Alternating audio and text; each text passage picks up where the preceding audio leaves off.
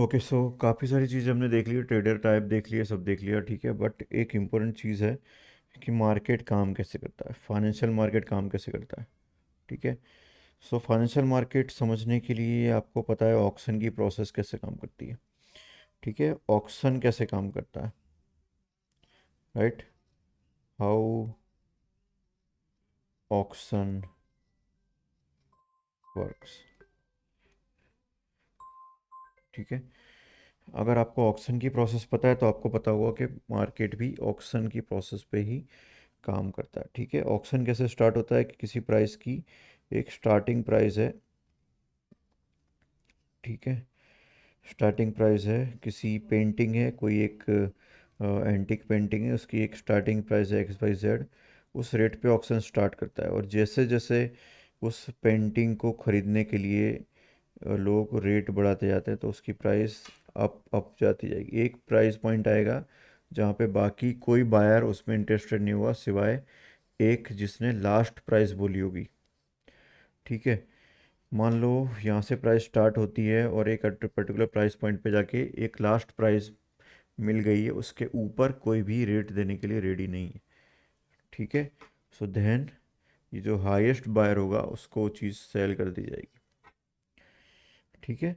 So same process पे market work करता है। मार्केट जब अपसाइड जा रहा होता है तो उसका क्या रीज़न होता है, ठीक है। जब मार्केट अपसाइड मूव कर रहा होता है, राइट, एक प्राइस से दूसरी प्राइस पे अपसाइड जा रहा होता है, ठीक है, तो कॉन्स्टेंटली वो हायर बायर को ढूंढ रहा होता है, ठीक, कॉन्स्टेंटली कि कोई जितने भी उसको बायर मिलते जाएंगे मार्केट ऊपर मूव करते जाएगा, ठीक है। हाई रेट पे बायर, हाई रेट पे बायर मिलते जाएंगे, मार्केट ऊपर मूव करते जाएगा। एक टाइम आएगा जहाँ पे उसके पास बायर्स इंटरेस्टेड नहीं होंगे इस चीज़ को ख़रीदने में, सो फिर बायर्स ढूंढने के लिए मार्केट नीचे आएगा, ठीक है, राइट। ट्रांजेक्शन तो बाइंग बायर के साथ ही होगा। मान लो इस ट्रांजेक्शन में मार्केट पहुंचा, इस रेट पे पहुंचा, वहाँ पे कोई बायर इंटरेस्टेड नहीं, तो it has to go down and then वो बायर को ढूंढेगा, ठीक है। कई बार क्या होता है प्राइस काफ़ी ज़्यादा गिरने लगती है, ठीक है, और फिर भी उस चीज़ के लिए वहाँ पे कोई बायर नहीं होता, ठीक है।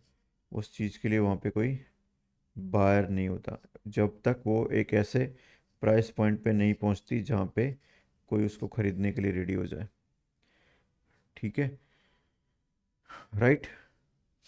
सो प्राइस जो है हमेशा अलग अलग प्राइस पॉइंट पे बायर्स एंड सेलर्स को ढूंढती है, ठीक है, और वहाँ पे उसके साथ डील होती है। मान लो कि प्राइस गिर रही है, ठीक है, यहाँ पे कोई भी बायर उसको लेने के लिए रेडी नहीं है, तो यहाँ पे सेलर अपने रेट को कांस्टेंट डाउन करता जाएगा जहाँ पे वो ट्रांजेक्शन हो जाएगा, ठीक है। हम एक एग्जांपल लेते हैं कि आप एक बेकरी ओपन करती है कोई, there is a person named Pooja, right, और वो बेकरी स्टार्ट करती है, ठीक है। अब उस बेकरी में जो केक मिलता है उसके पास में दूसरी बेकरी जहाँ पे केक मिलता है 900 रुपीज़ के जी, ठीक है। और पूजा जब बेकरी स्टार्ट करती है तो वो क्या करती है, अपने केक की प्राइस रखती है वो 400 रुपीज़ पर के जी। केक का प्राइस क्या रखती है, 400 rupees per K G, okay. So because of that उसके जितने भी केक वो बनाती है वो कॉन्स्टेंटली उसके केक बिकते जाते हैं, ठीक है। और उसकी कैपेसिटी दिन में सिर्फ 100 केक्स की है, तो जो सप्लाई है वो फिक्स है, ठीक है। It can be only 100। सो जैसे ही वो शॉप ओपन करती है उसके 100 बिक जाते हैं, जैसे शॉप ओपन करती है उसके 100 बिक जाते हैं।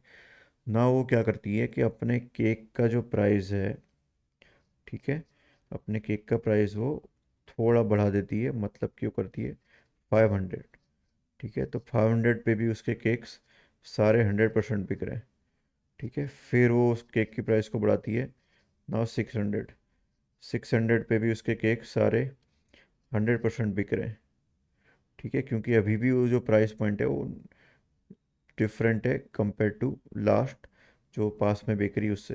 वो जो पास में बेकरी वो ब्रांड की बेकरी है, ठीक है। अब वो क्या करती है कि अपने केक का रेट कर देती है 900, जो बाजू वाली बेकरी है उससे मैच करवाने के लिए। ना बाजू वाली जो बेकरी है वो है एक अच्छा खासा ब्रांड है, ठीक है, टीजी भी हो सकता है, एक अच्छे खासे ब्रांड की शॉप है, तो आपको दो ऑप्शन मिलते हैं कि आप 900 ये लोकल शॉप से लो और 900 में ही आपको TGV का केक मिल जाएगा। तो आप क्या करोगे? ऑब्वियसली आप यहाँ जाओगे, तो यहाँ पे क्या होता है, कस्टमर आना बंद कर देते हैं, कस्टमर बाजू में जाके खरीदते हैं। सो नाउ यहाँ पे बायर्स चले गए, ठीक है, now the buyers are not interested to buy at this price. तो नाउ सेलर को क्या करना पड़ेगा, उसकी प्राइस डाउन करनी पड़ेगी। तो वो क्या करती है पूजा, नाउ वो उस प्राइस पॉइंट पे रखती है 700 के प्राइस पॉइंट पे, ठीक है। अब 700 के प्राइस पॉइंट पे उसके केक शाम तक 100% बिक जाते हैं, जितना वॉल्यूम में नहीं बिक रहे थे, मतलब 400 के रेट पे उसके केक 2-3 घंटे में बिक जा रहे थे, वो अभी वो पूरे दिन में बिक जाते हैं, ठीक है। बट जैसे वो रेट बढ़ाएगी, ठीक है, वहाँ पे जो डिमांड है उसकी कम हो जाएगी, राइट। सो आपने देखा कि यहाँ पे रेट 400 से स्टार्ट हुआ, 400 से बढ़ते बढ़ते बढ़ते जैसे ही 900 पहुँचा, वहाँ पे बायर्स चले गए ना, सेलर को अपनी रेट डाउन करना पड़ेगा, ठीक है, उस रेट पे आना पड़ेगा जहाँ पे उसको बायर्स मिले, ठीक है। तो ये जो 700 का फाइनल रेट हमें मिला, यहाँ पे एक इक्विलिब्रियम है बायर्स वर्सेस सेलर का, ठीक है। तो मार्केट हमेशा डिफरेंट डिफरेंट रेट्स पे बायर्स एंड सेलर्स को ढूंढता है, ठीक है। सेकंड एग्जांपल लेते हैं कि मान लो कि किसी स्टॉक में नेगेटिव न्यूज़ है, तो उस स्टॉक में सिर्फ और सिर्फ सेलर्स होंगे, सिर्फ और सिर्फ सेलर होंगे, किसी भी रेट पे सेल करने के लिए वो लोग रेडी होंगे, पर वहाँ पे कोई बायर एंटर होगा ही नहीं, ठीक है। और मान लो किसी स्टॉक में पॉजिटिव न्यूज़ है, मतलब कि बहुत ज़्यादा बड़ी पॉजिटिव है, तो सिर्फ और सिर्फ बायर होंगे और सेलर्स को ढूंढ के लेके मार्केट ऊपर जाता जाएगा, ठीक है, पर वहाँ पे कोई उसको सेलर मिलेगा नहीं, ओनली बायर बायर बायर होंगे, ठीक है। So this is the way market works, ठीक है।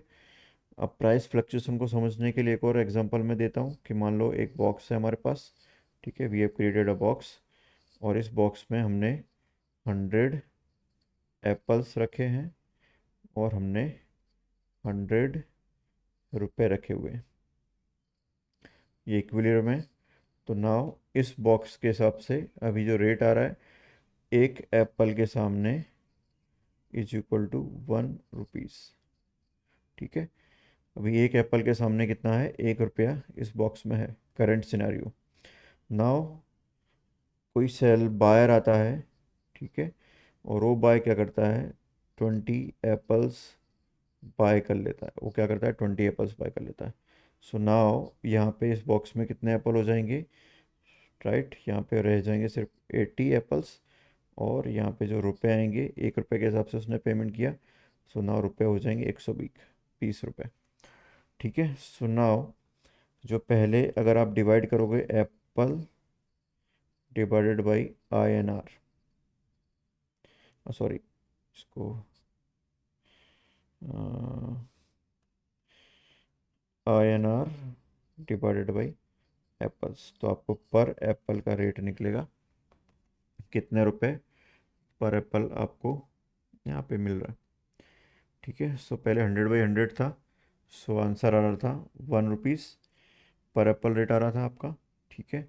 अभी उसी 80 एप्पल्स के लिए हमारे पास कितने रुपए हैं, 120 रुपये, 80 एप्पल्स 120, तो नाउ पर एप्पल यहाँ पे रेट आ रहा है 1.5 INR, सॉरी, एक एप्पल का यहाँ पे रेट आ रहा है हमारा 1.5 INR, ठीक है।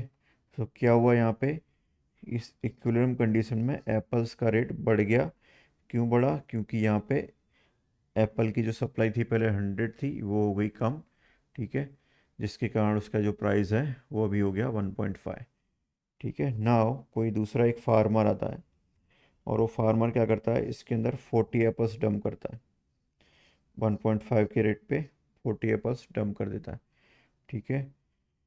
सो वो फार्मर क्या करेगा, यहाँ से 40 रुपये लेके जाता है, सॉरी 60 रुपये लेके जाता है, और 40 एप्पल्स यहाँ पे डंप कर देता है, ठीक है। सो नाउ नेक्स्ट बॉक्स के अंदर वैल्यू क्या होती है हमारे पास, ठीक है, 40 एप्पल्स जब वो यहाँ पे डंप कर रहा है, तो नाउ एप्पल हमारे पास हो जाते हैं, हमारे पास हो जाते हैं 120 एप्पल्स हो जाते हैं यहाँ पे, और जो हमारे पास रुपए होते हैं वो होते हैं हमारे पास, वो 60 रुपीज़ लेके जाता है, तो इट मीन्स यहाँ पे और 60 INR बचते हैं, ठीक है। सो नाउ जो एप्पल का रेट है वो क्या आएगा, right. So 60 divided by 120, so it is around 0.5, कितना आ रहा है, 0.5 INR पर एप्पल। ठीक है। So same way supply and demand के ऊपर हमारा मार्केट वर्क करता है। जैसे जैसे सप्लाई बढ़ती जाएगी, ठीक है, डिमांड कम होगी।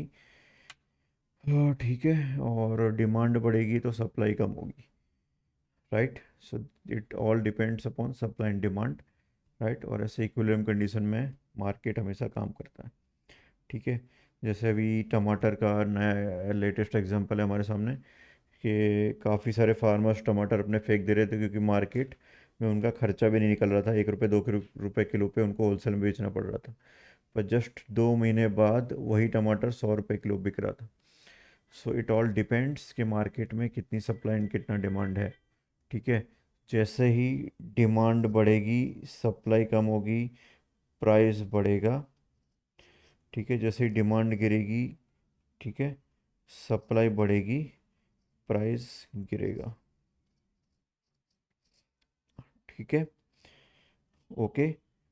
सेकंड चीज़ कि मार्केट को अगर मुझे ऊपर जाना है तो पैसा डालना पड़ेगा, मनी इन, पैसा डालना पड़ेगा। पैसा डालना इज़ डिफ़िकल्ट थिंग, पर जैसे ही मार्केट गिरने लगेगा तो it will be money out.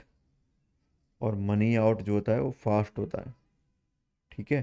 तो बहुत सारे लोग बोलते हैं कि जब आप अप ट्रेंड में ट्रेड लेते हो you have to be 100% confirm, और जब आप डाउन ट्रेंड का ट्रेड लेते हो तो आप थोड़े कन्फर्मेशन भी उसको ले सकते हो, क्योंकि जब कोई चीज़ गिरनी स्टार्ट करती है तो पैसा निकालना इजी होता है। मनी इन मतलब आपको नया पैसा मार्केट में डालना है, इट इज़ डिफ़िकल्ट। ठीक है। तो जो अपसाइड मूव्स होती हैं वो काफ़ी स्लो होती हैं, मतलब काफ़ी ज़्यादा टाइम स्टैगनेंट रहेगा, फिर मूव करेगा, फिर स्टैगनेंट रहेगा। और जो डाउन साइड मूव होती हैं वो काफ़ी शार्प होती हैं। ठीक है। So that is the reason market जब अप साइड जाता है तो थोड़ा स्लो स्लो जाता है, और जब डाउन साइड जाएगा तो काफ़ी फास्ट जाएगा। ठीक है। सो आई होप आपको मार्केट की वर्किंग समझ में आ गई कि मार्केट कैसे काम करता है, प्राइस और जो सप्लाई एंड डिमांड है वो आपको समझ में आया होगा। ठीक है। सो नेक्स्ट सेशन में मिलते हैं। ओके। नेक्स्ट सेशन में हम कवर करेंगे कि मार्केट क्यों मनी लूजिंग मशीन है। ठीक है। और 1999 का रूल क्या होता है। ठीक है। और क्यों लोग लॉस करने के बाद भी मार्केट में टिके रहते हैं। तो बहुत सारी चीज़ें हम डिस्कस करेंगे आगे। और फिर आ जाएंगे हम हमारे गोल्डन नंबर पे। ओके। आपको गोल्डन नंबर कैसे कैलकुलेट करना है, और फिर आपको मिलेगा 90 डेज़ का प्लान स्टेप बाय स्टेप। ठीक है। और उस प्लान को फिर आप अप्लाई करोगे, then you can become a profitable trader, अगर आप स्टेप बाय स्टेप फुल्ली उसको अप्लाई करोगे तो। ठीक है। So let's dive into new topic.